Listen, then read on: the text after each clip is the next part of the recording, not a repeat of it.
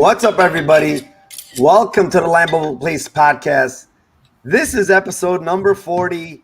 It is UFC Vegas 66, and I'm your host, Narcocop, along with my co-host, Timothy Troiano, giving you the last Lambo Plays podcast of the year. Timothy Troiano, are you ready for our last Lambo Plays of the year?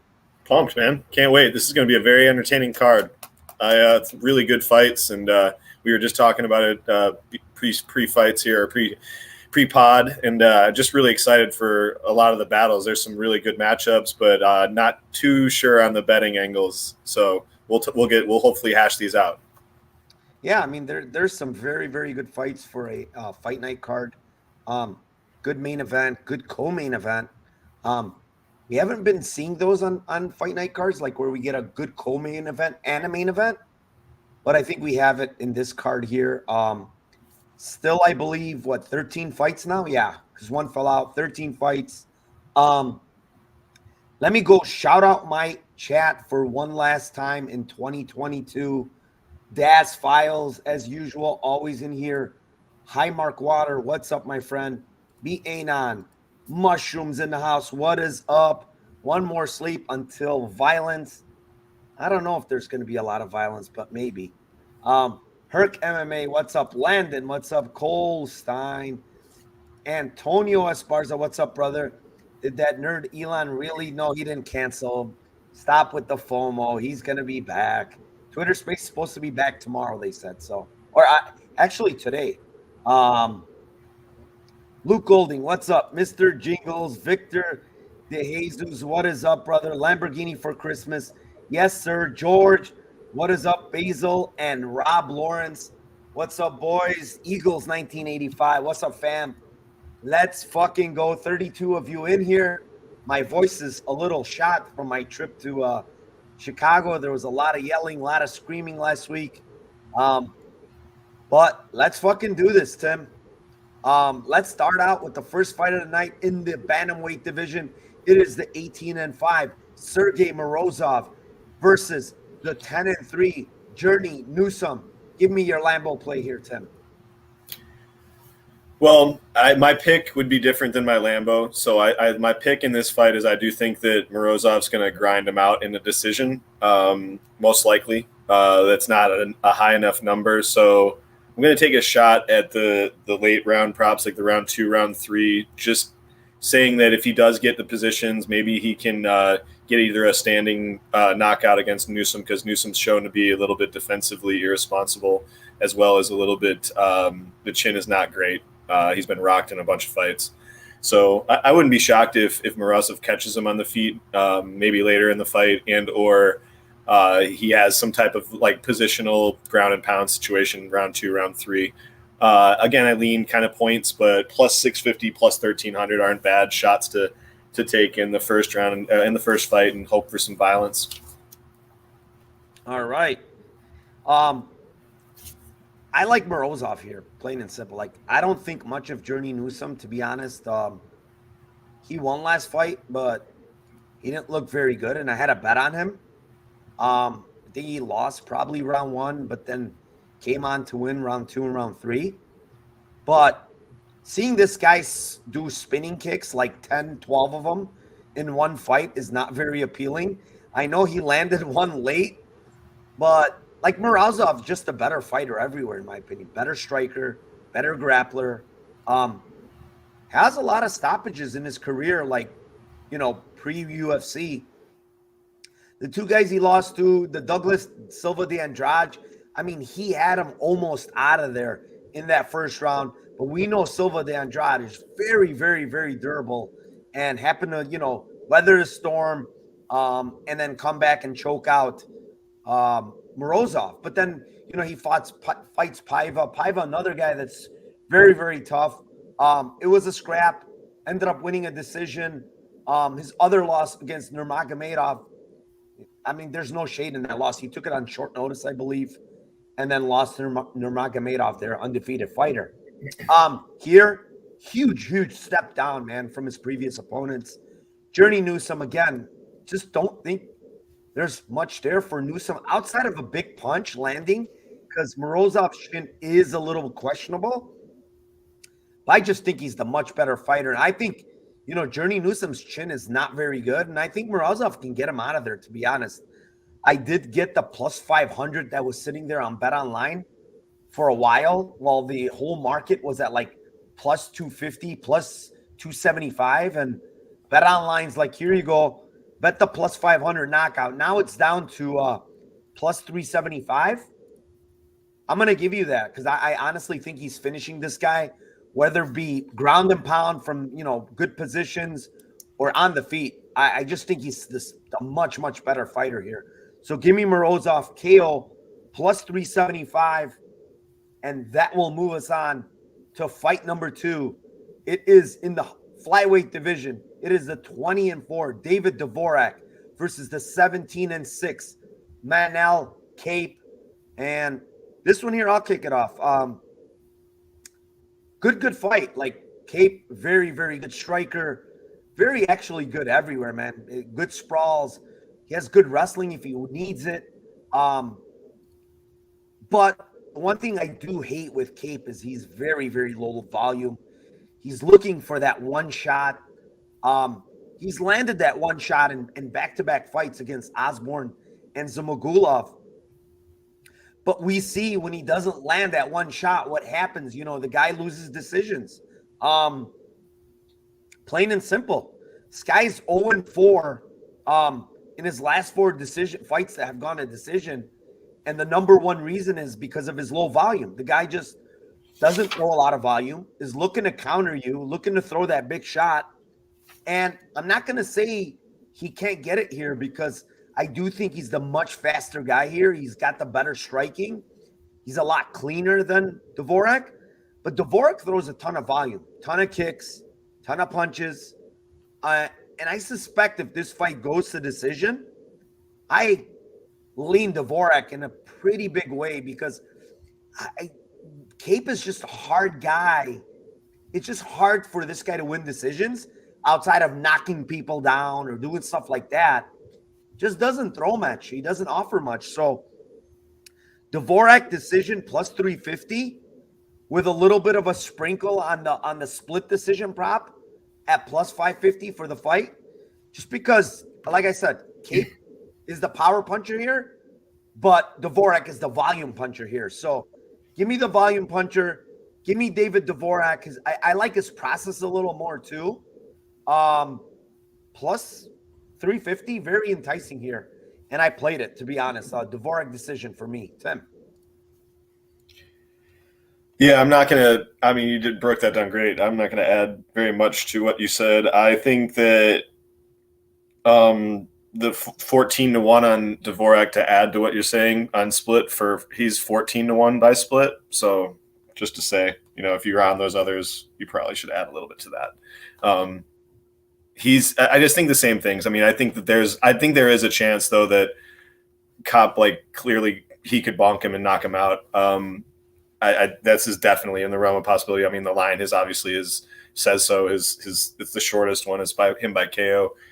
But I do think it's also one of those things where it could be like a close decision or a split, like you're saying, because it could be like the Aldo versus Font, where he gets a knockdown in or a really bad moment for Dvorak in every round.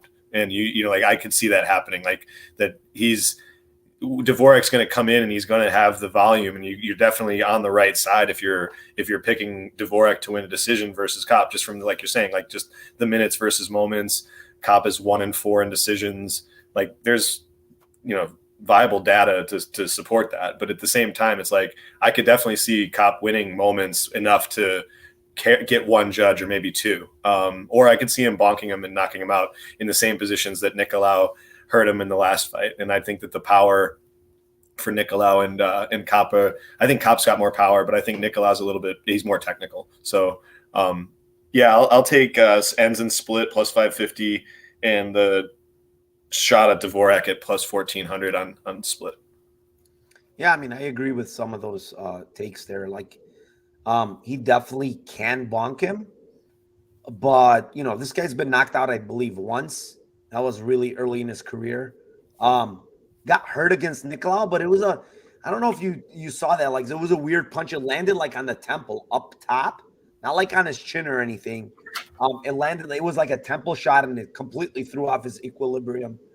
He was definitely hurt, but he recovered.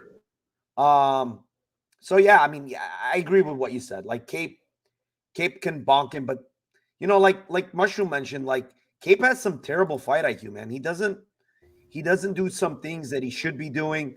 I honestly think he can grapple here, to be honest. Like, he's got pretty good wrestling when he wants it. And I read something another fighter said that I can't remember who it was, but said this guy's really legit on the ground. Like, he's really good. He just never uses it. Like, and he's super athletic, right? This guy is like very athletic. He's gonna have a huge, huge speed advantage as far as hand speed here. Dvorak, I'll be honest, like against Nicolau, I was a little like unimpressed with the speed of his punches, man. They were coming out very slow, which I don't know what the deal is, but hopefully they're not that slow here, because then I really think he could get bonked bad. But yeah, um, Dan Goldstein says he's got a nickname for Newsom. Look at that, Journey Fake Newsom, great one. Um, Happy holidays, Rob. Let's see. Anybody else here? Cape has terrible fight IQ. Dvorak via doing stuff. Yeah, that's basically why I like him here. He's just gonna, outside of getting bonked, he's just gonna do more. He's gonna do more. Um, what is up, Dumpy? Don't forget to round robin those split plays. Um, yeah. Landon says, as a Colts fan, I hope the Vikings. Yeah, I really do hope they win tomorrow. They should, but you never know. It is the Vikings. Moving on, fight number 3.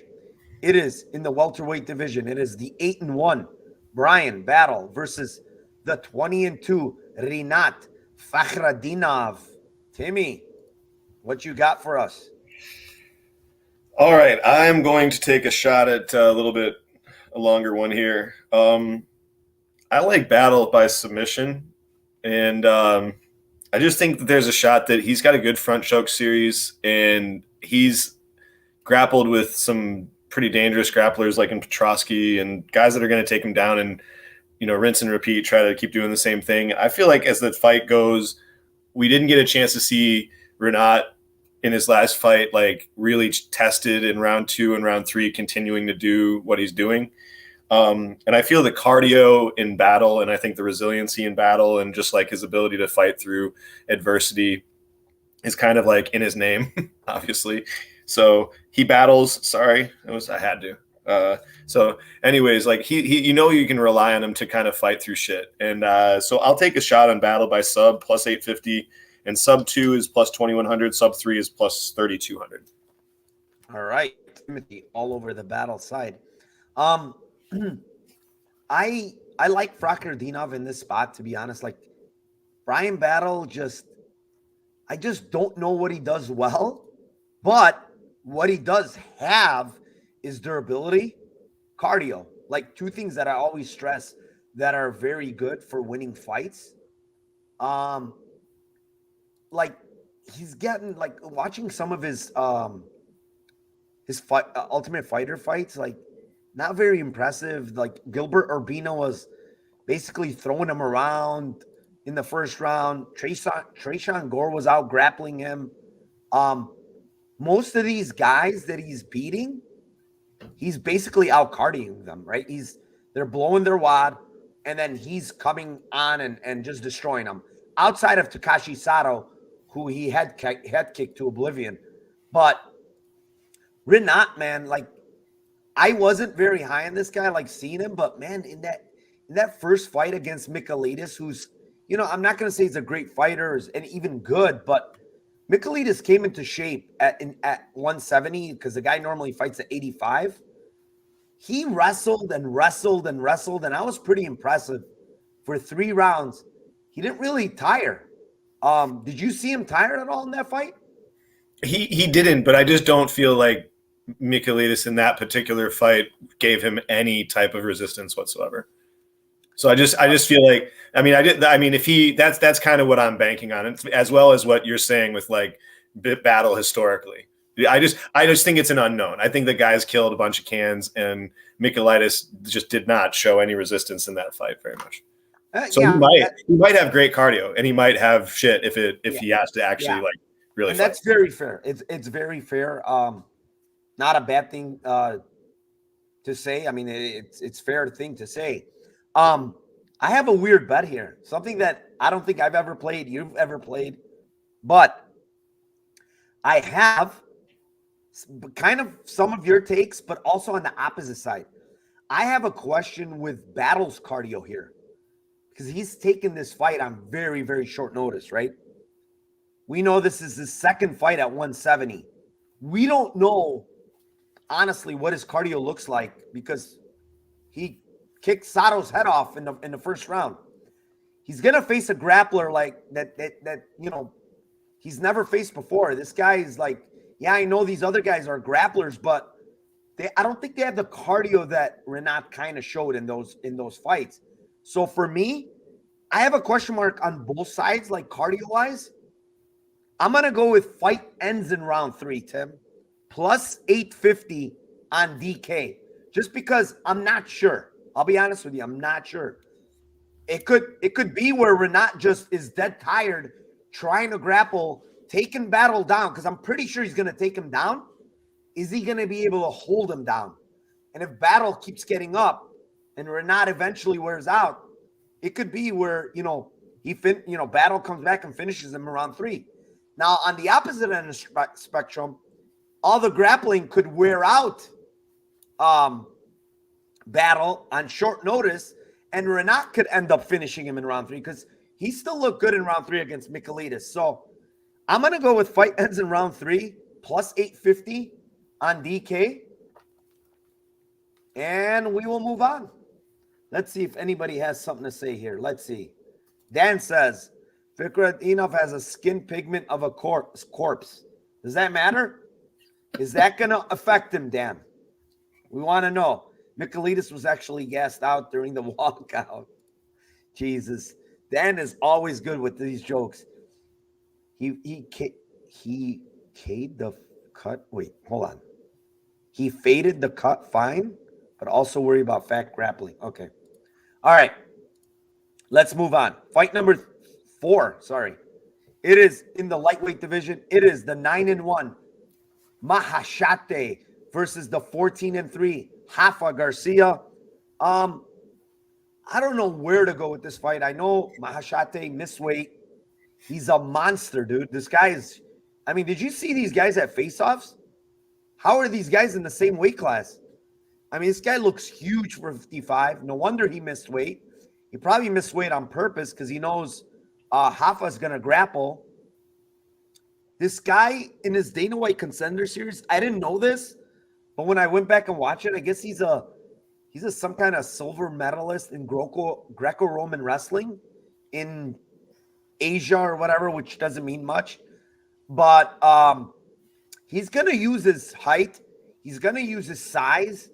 I really don't know where to go outside of Garcia submission, plus 600. I don't know what this guy, outside of the one fight early on in his career where he got ragdolled for 3 rounds, I really don't know what this guy's going to look like on the ground. Garcia could absolutely smother him. He's pretty strong. But if Garcia does not get takedowns here, I honestly think he gets KO'd. This guy has a lot of power. I think he can definitely knock out Garcia. Garcia is very hittable on the feet. But I will go with Garcia submission plus 600. And I will be looking to live bet this fight, to be honest. If I see Garcia struggling with takedowns, I am immediately going to bet Mahashate. Because this cardio looked fine in Contender Series after getting dropped. He got dropped. He was hurt. And his cardio looked really good in the 3rd round. So I don't know where to go. Like I said, submission for now, but definitely a live bet option here. Tim. Yeah, I love what you said at the end there about the live bet. That's the only thing I had noted on this fight, like that I was confident in. That it's kind of just a binary fight. Like the more the fight is standing, the more you just can see Garcia getting rocked or just losing his.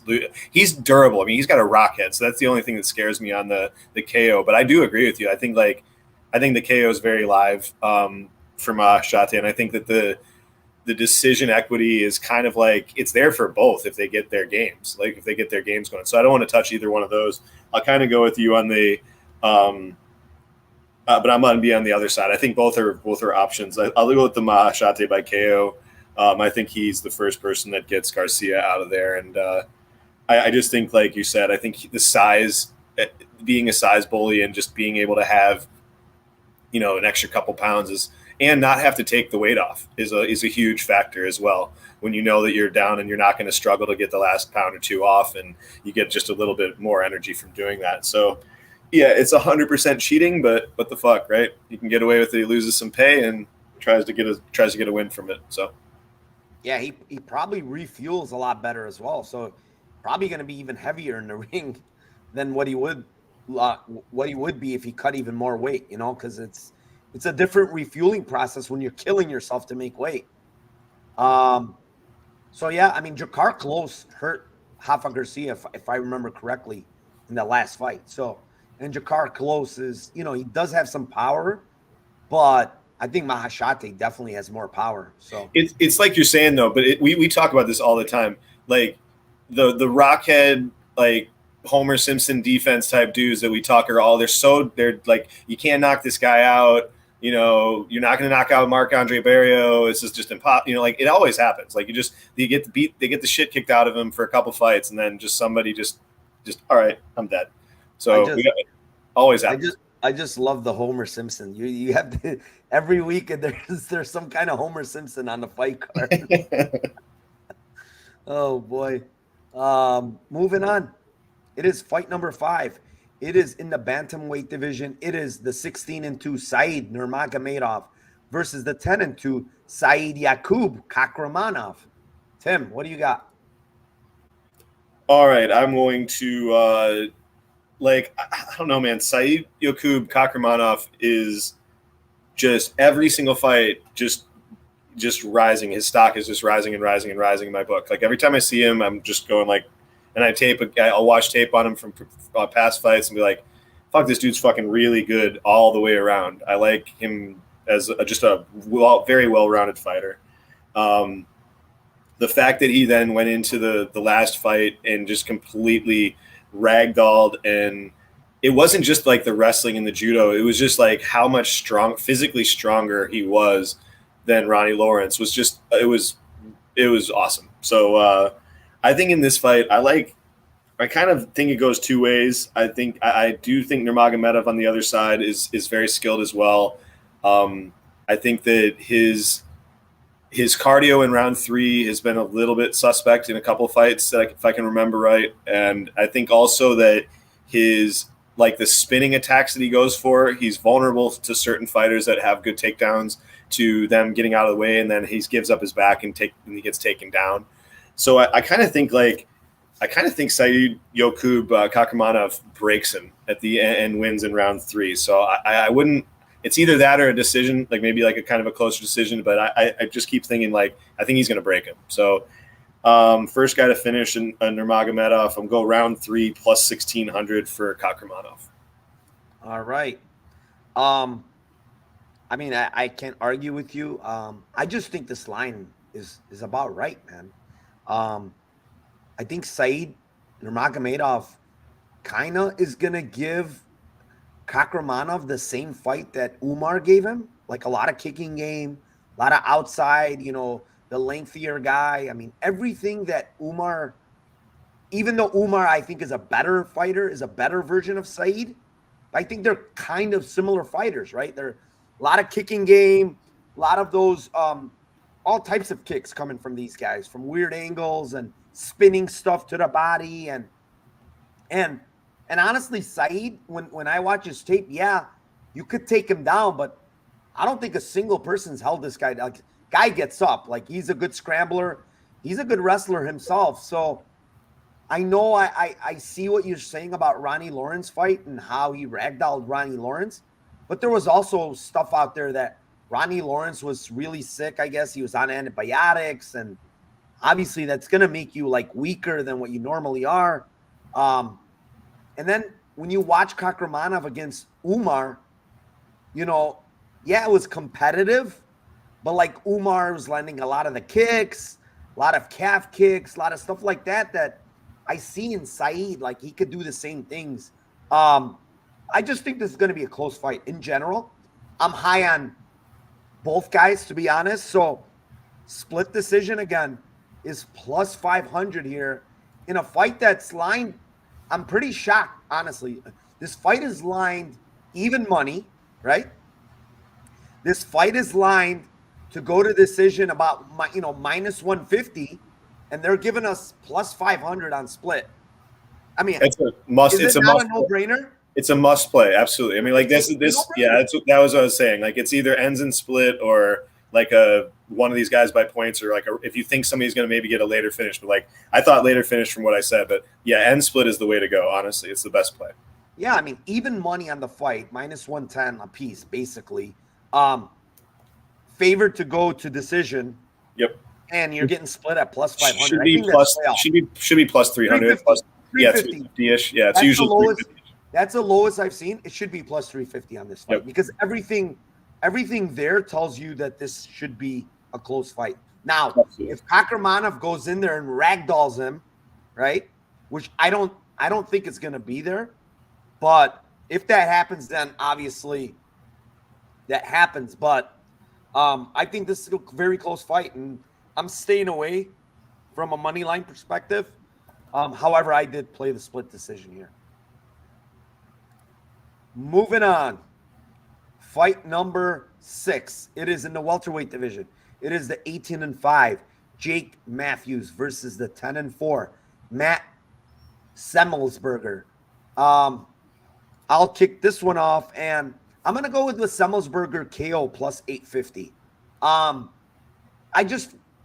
First off, I think this line is off in general. Like, I'm going to tell you guys straight up. This is recency bias at its best. Okay, period. I don't care what people think that, Matthews is really good and, whatever you want to say about him. He looked really good last fight. I agree with you. But this guy being a minus 330 is a question mark to me. Like, is he going to grapple?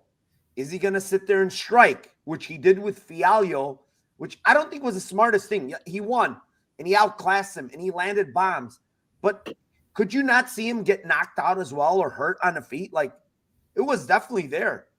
And now he's going to probably do the same thing with Semmelsberger, who I think hits very hard, has a pretty good chin, even though he got wobbled against Morono last fight. But like we see Morono, like he can wobble people. He wobbled in his last fight. He wobbled the Argentinian. Ponzinibbio. So for me here, like KO, plus 850 on Unibet, I think that line's completely off. Like if Jake Matthews does not grapple, which honestly, after seeing what he did in the last fight, and his hands looked incredible, very fast, he's going to have the speed advantage. Don't get me wrong. But I think sometimes people get overconfident in stuff like this. Like he's coming off a knockout against a striker where he didn't grapple at all. I think he's going to do the same exact thing here against Semmelsberger. And you're giving me KO plus 850 with a guy that hits very hard in Semmelsberger. So give me the KO plus 850. I'm not going to say, he's going to knock him out for sure. But listen, this guy's been hurt. This guy's been knocked out before. I wouldn't be shocked if Semmelsberger knocks him out. So give me the 850 KO. Tim, what do you have? Yeah, before I go, I want to ask you a question on what you think on this one too, before I say it. Like, what do you think of the decision equity? If this fight goes like you're saying, and it's Matthews not grappling, it's 15 minutes of striking. Obviously, the plus 850 is like a fantastic line just from a KO standpoint. But isn't plus 475 on decision for Semmelsberger and then plus 1700 or by split? Like, aren't those good too? Because like he's never like getting out volumed by guys and just getting murdered on the feet so much that, you know what I'm saying? Like, I just don't see it as as such a terrible bet. I'm actually going to be choosing like that if Jake grapples path, which is actually like we don't know as much, but like I think Semmelsberger is kind of shit grappling and wrestling wise, and like I bet Fletcher against him for that very reason, and he was like inches away from winning that fight. And I think Matthews' grappling edge is just significantly bigger than his striking edge against him. I think he probably has a slight striking edge against him, but I mean, like Jake by sub is plus 430, and it's lined like 20. It's lined like 20 cents closer to his KO prop, which makes no sense to me. That's like you're saying the recency bias. We just see him fighting Fialho, and now everybody just thinks that he's going to nuke everybody. Really, his best path is just to take him down and try to submit him. So I'll say that he does that and plays it smart, even though I don't really think that he does. I think that you're right. I think that he's probably going to try to stand with him. So that's why I'm considering the other sides and the bets on the end split or Semmelsberger maybe by points. But sub plus 430, sub 2 plus 1300, sub 3 plus 2500. Semmelsberger also gets tired in the end of fights too. So he comes at guys, but if you figure that he gets grappled for a while, he just doesn't look good when guys grapple him. Yeah, I mean, I agree. You could say the honestly same thing for Jake Matthews. He's looked pretty bad in some third rounds here, where he got. Let me go back and look. I think he got subbed by Brady and Rocco Martin in the third. Different beasts, though, right? Yeah, for sure. Yeah, I mean, way better grapplers. This guy Semmelsberger is pretty bad when it comes to grappling. But yeah, I mean, I agree with you. I just think like if it goes to decision, if it's on the feet for 15 minutes, yeah, I could see Semmelsberger possibly eking out a decision. I just think that like the speed advantage is so big. I kind of feel like Semmelsberger needs to land like a kill shot.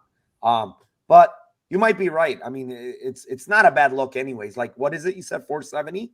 475 on DK, so probably better on FanDuel as well. But the split, like you're saying, if you get, 17-1 on a split in this fight is like if they're fighting and he has bigger moments, and as well as he's got a lot of strikes landed when he's fighting guys, and it's a stand up for 15 minutes. Every time that statistically he's throwing a bunch of strikes. So volume is never bad. Power's there.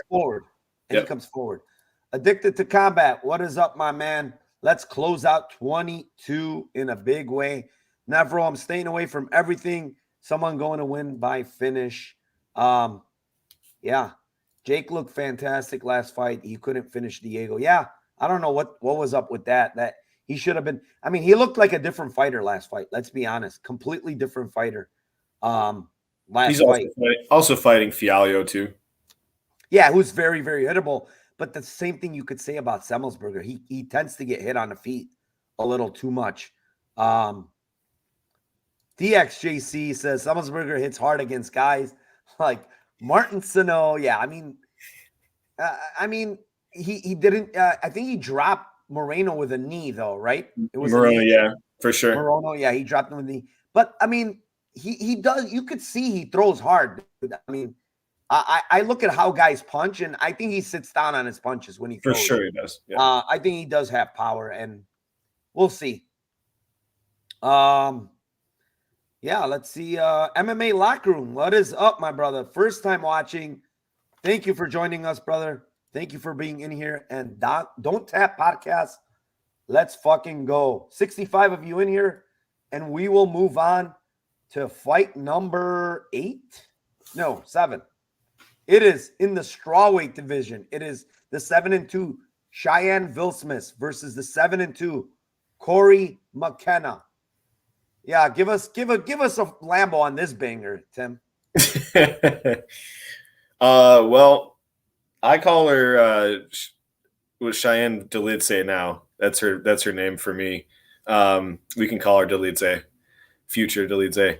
Well, here's the thing. Like, I think that either fighter, if they get what they want, this fight's another binary fight where just if Corey McKenna can't get her down to the ground and isn't proactively trying to get takedowns early and often in the fight or clinch, she's going to get murdered on the feet, and just pieced up, kicked, boxed around. I mean, just basically just pieced up. However, if she does come out and the question of physicality is kind of a big question mark to me in this fight. Like the last fight, I bet her. I went back to the well. That was what I was proud of the last time with going with McKenna by sub. I was not afraid to dig back and jump back into those waters because I kind of felt like she was going to, overcorrect the mistake that everybody was shitting on her in the Elise Reed fight. So I'm going to go back to the well with McKenna by sub plus 1100, just simply from the fact of like the numbers way the fuck off for a fighter that's going to try to grapple. And if she does get her to the ground at any point, like the future Delice was like, the Ruiz fight is just such a shit look. I understand like Ruiz is way stronger potentially than McKenna might be, but at the same time, it's like the position she was in and was not able to get out of from a jiu-jitsu standpoint is just so horrible that McKenna's way more advanced in those positions to know what to do to finish somebody. So, I mean, 11-1 just seems fucking off anytime you give me a grappler in UFC, in women's MMA. Like it just doesn't seem right. So I'll take a shot at that. All right, Tim, McKenna submission. I'm right there with you. I don't really give a shit about this fight, to be honest. I just think you kind of called it. Like if it's standing, McKenna's going to absolutely get pieced up. And if McKenna finds a way to get this on the ground, I think she has advantages there. She just got her brown belt, I think, just recently. But I do think this is like Cheyenne's fight to lose. I think if she can just keep this standing, man, she might actually get a KO win. What's her KO line? Yeah, +5. It's so low. It's such shit. It's so low for women's MMA, straw weights, and there's nothing there to tell me that like McKenna's just gonna give up. So she's never been stopped before. So yeah, I mean, I'm gonna go with submission, but I wouldn't be surprised, honestly, if Vil Smith or whatever you want to say her last name is now buys or it's definitely not Bays. It's definitely not that. Yeah, I mean, I'm not sold on either chick. Like you said, Ruiz fight was terrible. Had an arm throw. Like, dude, how are you going to keep giving the same fucking thing over and over? But yeah, I think Cheyenne should win this fight. I'm not betting this fight at all, Tim. It's a complete pass for me, but I will give the submission prop. Fight number 8. It's in the middleweight division. It is the 8-2 Cody Brundage versus the 17-5 Mikhail Olajaychik. And for me here, I like Mikhail. Mikhail specifically by KO round 2-3 on FanDuel plus 430. I know he can ice him early, and it could be round 1 for sure. But just looking at how fucking tired Cody Brundage was against Tresean Gore halfway through the first round. I don't know if it was the pressure. I have no idea what it was. But he was breathing heavy prior to getting a KO. Like, honestly, he was very, very lucky getting that KO. Because I think if he doesn't, he probably gets KO'd. So here, he's probably going to implement grappling. I think he has to versus a guy like Olajaychik. And, maybe he has some success early, but I think he gets tired. As the fight goes on, fight round number 2, he's not going to be able to get the takedowns. I do think Olajaychik is going to keep pressuring. Pretty good cardio. Carries power late. Olajaychik, round 2-3 KO, plus 430 on FanDuel is what I like here, Tim. What do you like? Yeah, I mean, this is the reason I bet Mikhail by KO pretty big already.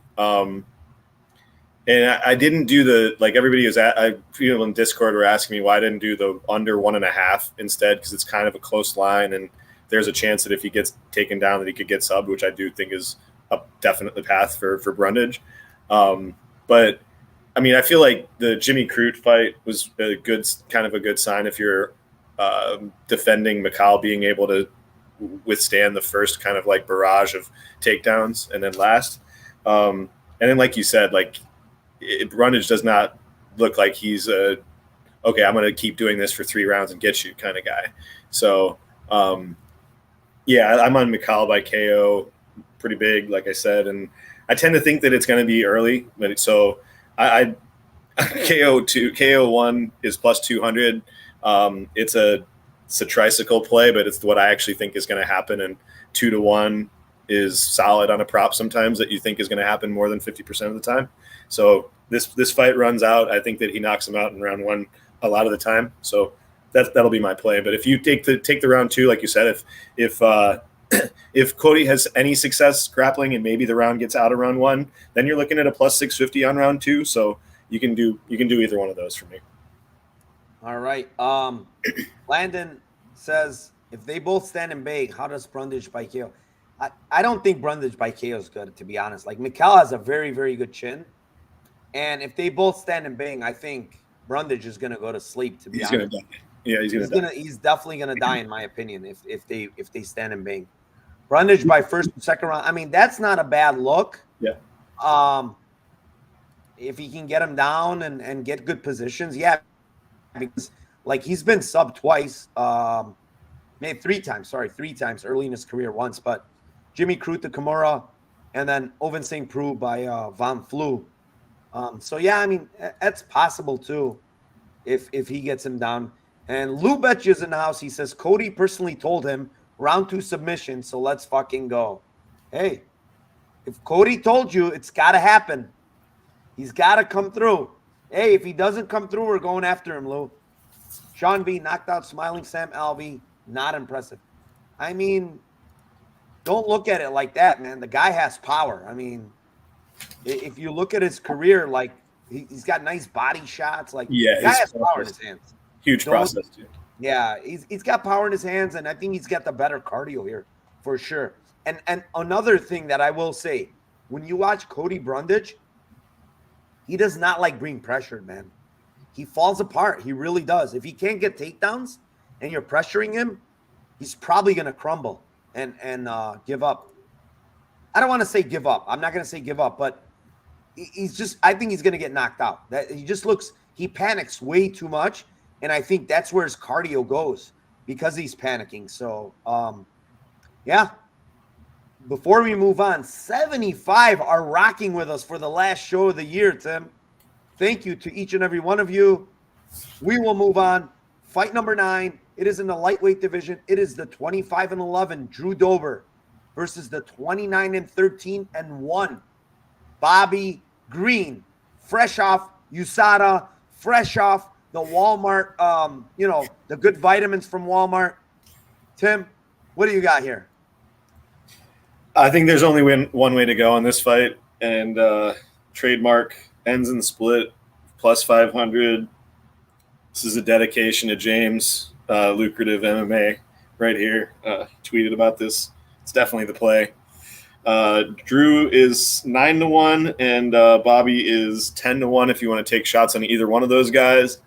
This fight is just a classic.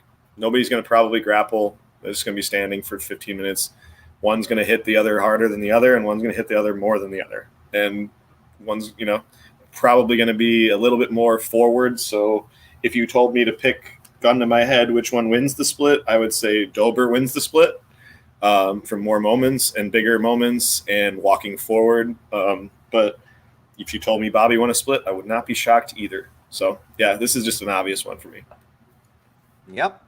I'm right there with you. Split decision plus 500. I was very close to playing Bobby Green. And then I kind of went away because, man, I have a bad feeling. I really do. Like, I know Bobby Green is hard to get out of there. He's tough. He's durable. I think he was on some shit, to be honest. Even though he says it's from Walmart and all this other stuff. He's like, I didn't read it. The way he answered questions about that, like where he came out and said, I want to say this about, everybody talking about this. It just felt like he's bullshitting. But either way, man, like, I just think Dober hits very fucking hard. And Green, like, shoulder rolling, doing all this stuff, it's good. But hands down, it's just not very good, man. It's going to catch up with you. you're gonna get clipped, you're gonna get hurt, you're gonna get knocked out, and honestly, this might be the time. Like Dober hits very fucking hard. He keeps coming forward. I think from like a boxing perspective, Green is the cleaner boxer, like better jab, better 1-2, much faster. But when you're talking about power, like it's a huge edge for Drew Dober here. And like I think finish only is probably I don't know what it is, but let me look. Because finish only for Dober is probably really good here. I don't think Bobby Green's stopping this guy. Oh, it's juice to the gills. It's minus 300. But yeah, I mean split decision. I'm gonna go with split decision plus 500. I just have a really bad feeling. I know a lot of people are on Bobby Green. I have a bad feeling he's gonna get knocked out in this fight. And I don't know why, because he hasn't really shown that he can get knocked out. But because he's facing Drew Dober, dude. That's all he does. And it's fucking rocky. Yeah, I mean he faced Fiziev though, and Fiziev landed bombs on him. I think narrative wise, like he's not getting any younger, and he's just getting to the point where he knows that. I mean, he's not winning this division. There's no, so maybe that's. I'm not saying there's anything data wise there. It's just more narrative. Yeah, I mean we'll see. Some people are talking about Bobby Green grappling. Forget it, guys. This guy's not going to grapple. I'm sorry. There's not enough data out there to tell me. And even if he does, I don't know. I don't know that he's guaranteed that much better. Yeah, I don't know if he's going to even be successful, to be honest, in keeping Dober down. Like Dober looks very strong.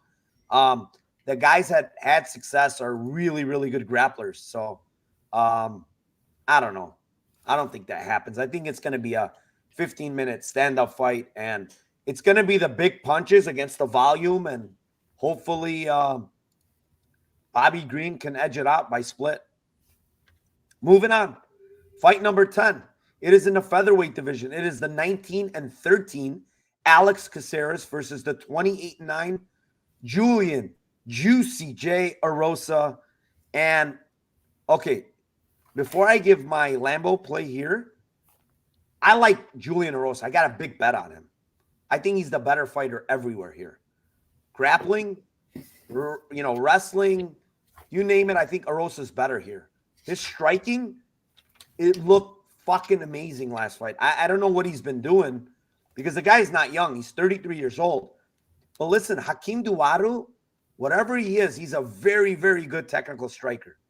Really good. I mean, that's his background. Kickboxing, he's really good at it. And Julian Arosa absolutely pieced his ass up in that fight and looked really good. Now he's fighting a guy in Alex Caceres that, one, has zero power, dude. This guy has no fucking power in his punches. Does he even have a knockout in his career, Tim?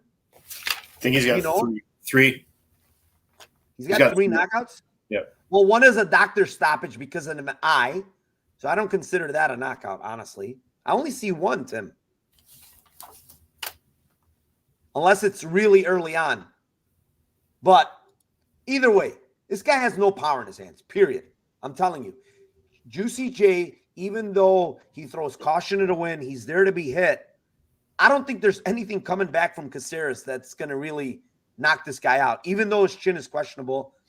I just think this fight is all Juicy J, to be honest. I think he gets the KO, probably. But if this fight goes to decision, Juicy J sometimes seems to like always make these fights close. Like, look at Steven Peterson fight. Like, why the hell is that fight as close as it is? Like, I don't get it. So what I'm trying to say is that if it goes to decision, it's probably going to be a lot closer than what I'm saying. Even though I think it doesn't go to decision, and I think Juicy J dominates this fight, I will give Julian Arosa by KO. What is this KO prop, Tim? 500? Yeah, it's around there. Yep. Yeah, it's plus 500. I'm gonna give that as my it's 460. Sorry, by knockout. I'm gonna give that, but I wouldn't be surprised at split decision in this fight at plus 500.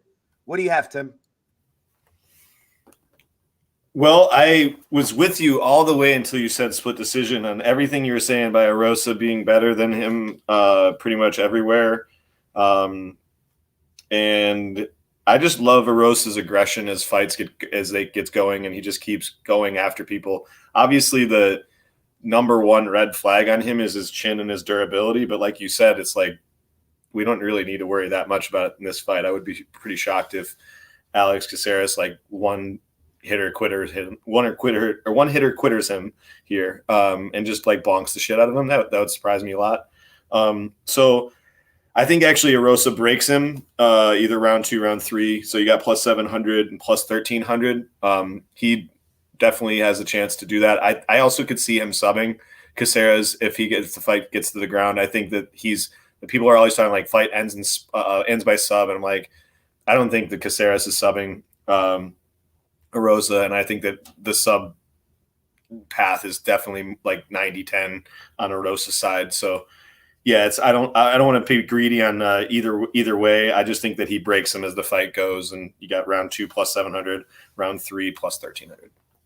Yeah, I mean, that's possible. The thing with Caceres is he's a fucking weasel, man.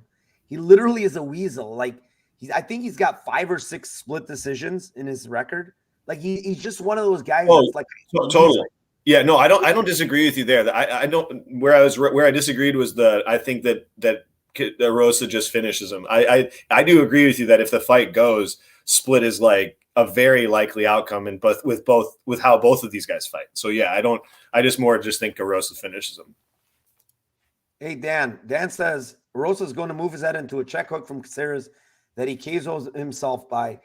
I don't think Caceres can even KO or bust a grape with that left hook. So that check hook. So I don't know about that, man.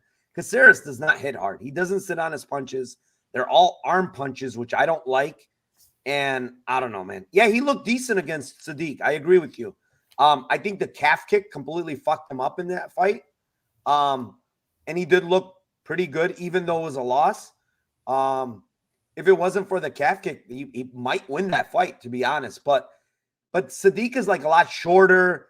He had trouble like getting into the pocket, getting in there to land punches. So that's why he utilized the kicks. Juicy J is not going to have that trouble. He's longer. He's the better fighter everywhere, honestly. He really is. And then Alex Caceres opened up his new school, karate school. He's an instructor now for karate or something. It was on his Instagram or whatever. So I don't know, man. I think Arosa's the hungrier fighter. I think he's the better fighter. And you're getting, I laid the 158. I really like that price. I think it's a gift. I have this fight more about the minus 250 range for Julian Arosa, to be honest. So I really like the Arosa side here. Moving on. Fight number 11. It is in the 125-pound division. The 15-1 Amir Albazi versus the 12-2 Alessandro Costa. Tim, what do you have? I'm going to go the same thing I did the last fight. I'm going to go Albazi breaks him overtime. Round 2, round 3, plus 450, plus 1,000. He could finish him maybe even round 1. They're putting a lot of like the sub and the KO line on him. I think early in the week was the fucking way to go.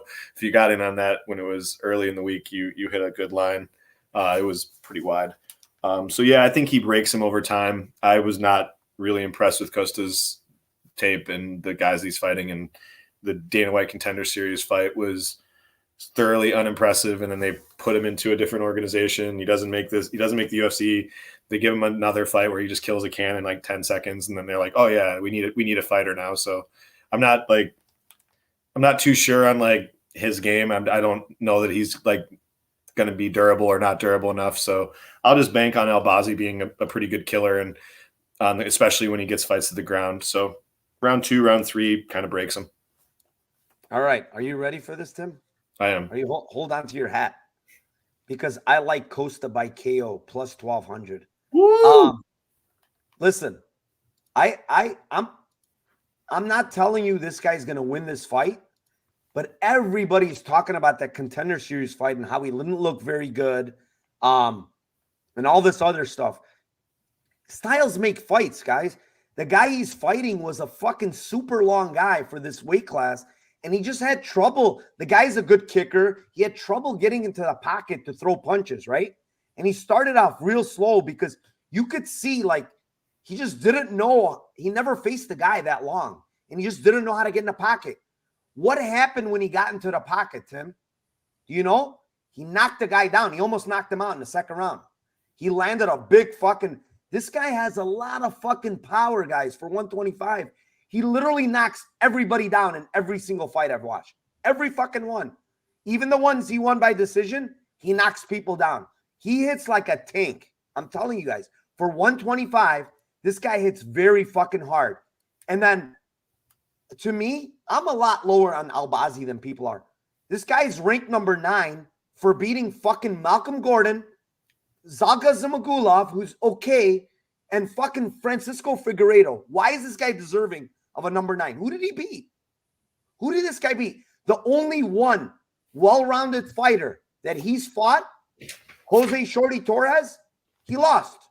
He lost the fight. This guy, Alessandro Costa, I'm telling you right now, he's a very, very good grappler. And I agree, Albazi's a good grappler, but it's not easy down there with this guy. I'm telling you right now. This guy has great arm bars, great back takes. He's super slick on the ground. He's a black belt. He's really good on the ground. Yeah, he's facing, not the best competition in Lux, which I think is a shit promotion. Don't get me wrong. But this guy has very good grappling and has a fucking nasty, nasty left hook coming from him. He's got big power. And Albazi, what he showed me in the Zalgas fight is he can get hit. And Zalgas is not really a big puncher, and he landed some good shots on him. He even landed a takedown. So this line to me is like way off. I don't think Albazi's deserving of 450. I might be shitting all over myself on these takes, but I don't give a shit. I go with what I see on tape. I think Costa's good. I'm not taking much from his Dana White Contender Series fight because I think the height, the reach was giving him a lot of problems. Sky is actually really good on tape. I don't think his cardio is not a problem at all, Tim. He's gone 5 rounds, looked really good in 5 rounds, dominated for 5 rounds. So I don't think that's an issue here, but maybe. I mean, it's a short notice. He looked in great shape on the scales. He's very, very strong. So I don't know, man. I'm waiting. I hope people keep betting Albazi up because I'm going to maybe get a plus 400, plus 450, and I'm going to bet that as well. But KO plus 1,200 is crazy to me. Like, when you look at Albazi, like, which one of these guys is a big puncher, Tim? Which guy? None of them. So his chin is not tested, right? No, you're 100% right. It's not. I'm banking more of it on. I think Albazi's good. Like I think his grappling is good. I'm not like super impressed with his stand up, but like I think he's a solid fighter and I think he's strong. But I just like you're saying, numbers wise, I have absolutely no play on Albazi minus 400. It's fucking retarded. So I'm not touching that. But it's like, do you want to touch him by points? Do you want to touch him? You want to go by points? Or do you want to just hit up a prop or an over or something like that, right? And to me, it's just like you're saying, like the unknowns on Costa from a striking standpoint. Like, well, his path to me is KO. Like you're saying, I don't think that I think winning minutes in this fight's going to be harder for him than winning the moments. And I just feel like that's his. Costa winning inside the distance or by KO is kind of like the way that he wins this fight. So I would be more, but you're saying though, it's like if it's plus 400 or plus 500 or plus 450, that's big enough. That's big enough. You don't need to get greedy at that point either. So yeah, those are all, I mean, it's kind of dog or pass from a money line standpoint. And if you're looking at the props for a guy who's plus 400, you're going to get some insane lines. So yeah, it's always worth a shot. I honestly think his submission prop is off too. I'm being completely honest. Like, this guy has sick arm bars, man. Like, go watch some of his arm bars. Like, I know they're not high-level guys, but it's just the technique, the transitions. Like, he's really good. And his fucking submission is plus 2,200. Like, what the fuck is Albazi ADCC champion or what? Like, I don't get it. Like, Albazi's a good grappler, but he's not like some fucking, like, world champion grappler. So why the fuck is this guy plus 2,200? Like, I don't know. I'm probably gonna bet it's inside the distance. I don't Well, know. like you're saying, if Albazi's going to get the fight to the ground, he's going to have plenty of opportunities to get a plus 2200. So Yeah, arm bars. Look how many arm bars this guy has. Fucking got a flying armbar for Christ's sake. So like he's dangerous on the ground. I'm telling you guys. I know a lot of people are high on Albazi. I'm not as high. So we'll see. Maybe I'm wrong again, but I'm gonna take my shot with Alessandro Costa by KO and maybe even sub. Um, moving on. Fight number 12. It is the co-main event of the night. It's in the lightweight division. It is the 18-3 Arman Sarukian versus the 24-1 Damir Ismagulov. And I will kick this one off. I don't know where to go with this fight. So you know what that means? Split decision, sir. Plus 400. I think Arman's going to have success in the grappling. I do think he's going to land takedowns. But I think on the feet is a little outmatched. Damir's a much better striker. He's longer. I do like Sarukian's kicks, but his hands are just something. They're not very good. But he's got great wrestling, man. This guy's. Don't look at the Gamrot fight because Gamrot's like crazy good defensively, crazy good scrambler. I don't see the same things from Damir. I think he can get taken down. Another question mark on Damir, to be honest, is his cardio in the Alves fight looked very suspect in that third round. He was very tired. And Alves came on strong in that third round. And Alves is honestly not known for his cardio. So I don't know here. I don't know which way to go, but I'm going to go with split plus 400. I'm not touching this fight from a money line perspective. Tim, what do you have? Yeah, I'm not going to rock the boat, man. This is the only way to go on that fight is to end in split. The only other way that I might consider it is what you said, what you just said, maybe a round 3 for an Arman, because if the fight goes his way, I could see him getting just a positional like TKO or something like that where he just grinds him out. But I feel like I don't really feel super confident about that take. I feel way more confident that the fight goes, and I feel like both will have success getting their game plans off. And so yeah, I think it's a very close fight. So I'll go ends in split as well. And to one of the guys in the chat is Herc MMA is talking 10 potential splits. Yeah, I mean, like when you see these fights, like, and you potentially think that they're going to decision, like we're saying they are, and then you get a plus 500 on certain fights or plus 450s on these type of fights where you're like, fight goes is minus 200, and you're like, both guys are super durable and both have good paths, and it's like, this is gonna happen. Like we see it every week, and then last week we get this split draw and everybody's shitting their pants, or Patty wins by unanimous decision. Like, this is what happens every single week, and we talk about it. So mathematically, it makes sense to bet splits when you're betting by fights to go to decision. So, all right, yeah. I mean, I see a lot of close fights on this card. That's why I just, from a money line perspective, I'm just staying away. But yeah, before I go on to the main event, 85 of you rocking here with us on the last show for 2022. Thank you very much to each and every one of you. And with that being said, we will move on to the main event of the night. It is in the middleweight division. It is the 15-6 Jared Cannonier versus the 25-4 Sean Strickland. Timothy, kick off the main event. What do you have? Well, I think it goes one of two ways. Obviously, Cannonier, can knock him out at any moment because he's got pretty big hands, good kicks.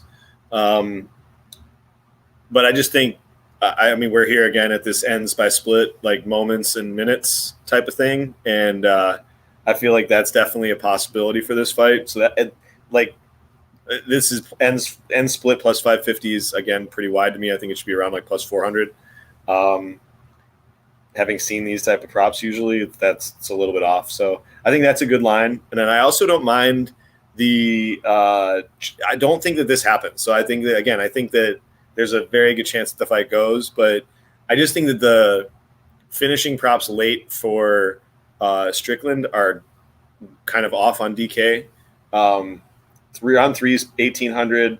Round 4 is 2,500, and round 5 is 3,500. And if you want to go by KO, it's even better when that's pretty much the way that it'll happen.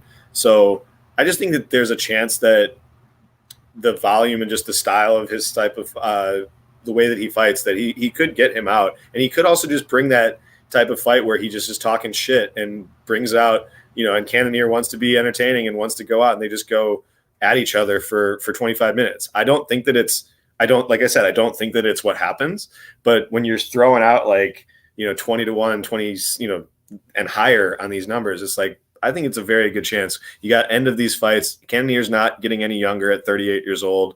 I think Izzy, if he were last fight, I think if Izzy would have put his foot on the gas, he would have finished him in exactly the same moments, and he just pretty much didn't do it. So I'm going to always be a late round chaser in these when they're this high of a numbers. So why the hell not, right? Yeah, I mean, I don't blame you there. Late round props probably should go towards Strickland. He has the better cardio. But I'm going to go with split as well. It's plus 550. I think it's a close fight. Again, volume over power, right? Moments over volume. Basically, power moments, I think, are on the Cannonier side, and volume is on the Strickland side. The one thing I did see that I think is going to be a key here, and I think it's going to make Cannonier's life easier, is if he calf kicks here. Strickland gets calf kicked a bunch. Cannonier throws some nasty, nasty kicks. I think they're going to be there for him to land. And what they'll do is basically going to slow down Strickland, from coming forward as much. He's going to have to be wary of it. He always picks up his foot, which is, I guess, better than getting calf kick when you have your leg planted. But he never checks him. He just gets fucking chewed up at times with the calf kick. And like I said, Cannonier has nasty, nasty calf kicks, and he throws a ton of them. However, like I said, if you're going to go late round props, I do like Strickland because his style is a little different than some of these fighters Cannonier has fought. Adesanya doesn't really push a pace like Strickland does. Brunson knocked him down in that fight, didn't he? Yes, he did. Yeah, Brunson knocked him down, which is kind of not good. Whitaker fight, I think Whitaker even knocked him down. I don't remember. I don't have the stats in front of me. But what I'm trying to say is basically what the chat is saying is that Cannonier's like Nevro's saying, he's kind of chinny. I don't want to say he's chinny, but how do you keep getting dropped? He gets dropped and hurt a good amount. So can Strickland do it? Yeah. I'm not going to say Strickland is not a power puncher. He gets you out of there with volume. And that's why your props are good. I agree with you. Round 3, 4, 5, Strickland is a good prop in this fight because if he's to land and constantly come forward, he might break Cannonier. So I'm right there with you. I'm going to play those 3, 4, 5, but I'm giving out the split at plus 550. And that wraps up 13 fights, all of them, every single one, plus 300 or better, Tim. We finished this year of 2022 with a bang. Hopefully, we give these people some winning tickets. And with that being said, one last time, we will give Mushroom his Lambo plays parlay. Go ahead, Tim. Give it to him. All right. I will do I'm not confident in this. Sorry, guys. Matthews by sub, Olachechik by KO, Albazi inside the distance, and Strickland by points is 53 or 54 to 1. All right, that was Albazi ITD, right? Yes. Okay. All right, for me, it's going to be Dvorak decision Morozov KO, and Olashechek round 2-3 KO. You can get that on FanDuel. It is 83-1. So Dvorak decision, Morozov KO, and Olashechek KO 2-3 plus 430. That will give you 83-1. Let's fucking finish this year with a bang, Tim. Let's do it. Yeah, guys. Any last questions? We can answer them unless you got to go, Tim. But 81 still rocking in here. I appreciate you guys. Eagles, thank you, my man. Thank you. Who is the dog of the night? Says Mr. Jingles. For me, dog of the night would probably be. Has to be Costa for you. It's Costa for me. It is. Dog of the night is Costa. I can't go away from it. I like Costa here at this number. He's the dog of the night. He's going to be the parlay buster. He's going to show people that he is not the same fighter that you saw in Dana White's Contender Series. Tim, you got a dog of the night? I mean, I kind of think like you're saying. I mean, it's if you're just saying money line, probably him. Dvorak's not a bad money line bet as a dog. Like I kind of think like he could win a decision, and it could look not easy, but it could look like, boy, plus 200 was stupid line. Yeah, I think Semmelsberger's another one, plus 270. Yep, 100%. I think that's a little bit of a reach. That's like one of the, like you said, that's like one of the dumbest like recency bias. He was everybody in our community, in our Discord, was on Jake Matthews inside the distance against Fialho. Every single one of us. And it's like he was plus, what was he? I don't know, plus 150. I don't know. What was he? Minus 120 against Fialho. Okay. So but didn't he open up as a dog against him and then it got bet down? Opened up as a dog, yeah, he was plus 125. Like, yeah, so it's just such a massive overcorrection. And Semmelsberger's like, what's the line if Semmelsberger finishes Morono on that knee in round 3, right? Or finishes him in the round and doesn't go to the ground with him like a dumbass? Like, it's not this line. I can guarantee you that. No fucking way. So yeah, I mean, it's that line is just way off money line wise, but yeah. Yeah, I mean, he looked impressive. Don't get me wrong, but come on. I mean, Jake Matthews has some very, like, outside of Jingliang Li, his wins are kind of questionable, honestly. Like, who? Rastam Akman, Emil Meek, Diego Sanchez that was fucking dead. I mean, he doesn't have many good wins, but he's a young guy. He's still only 28, which is pretty impressive. So, he is improving. His hands look good. He's got good grappling. So we'll see. Are you doing live spaces again tomorrow? I don't know if live spaces are working. Someone sent me a text message and said, hey, do you want to do a Discord space? So I'm not sure how I'm going to do it. But if Spaces is back, I'm going to do Spaces for sure on Twitter. Let me check real quick before. Yeah, it's back. Spaces is back. Boom.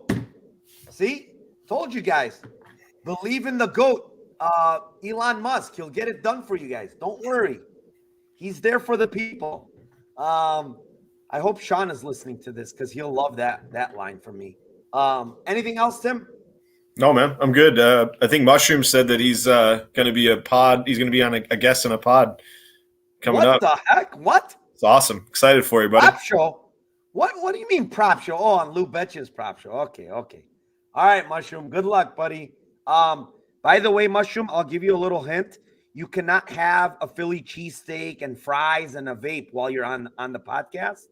That's not how it works. You can't be eating on the podcast, Mushroom, just so you know. Giving you a little tip. But yeah, guys, thank you very, very much. I appreciate all of you. 71 of you still in here rocking. Tomorrow, live spaces, 2 p.m. Well, what time is it? 4 Eastern?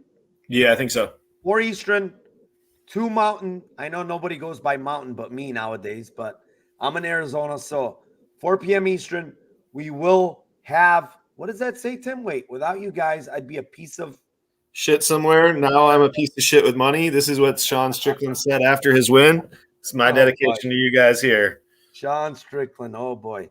Yeah, guys. So that's it. That's all 13 fights, our Lambo parlays. Anything else you want to give? Where can they find you? What do you have? Do you have a space with Sean tomorrow?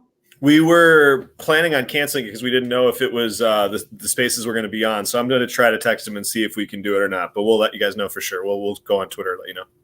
All right, boys. So everybody, tomorrow, live spaces for me on Twitter, 2 p.m. Mountain Standard Time. And one last thing, guys. One last thing. Let's fucking cash those tickets tomorrow for UFC Vegas 66. See you guys tomorrow on Twitter Spaces and hope you have a great night. Take care, everybody.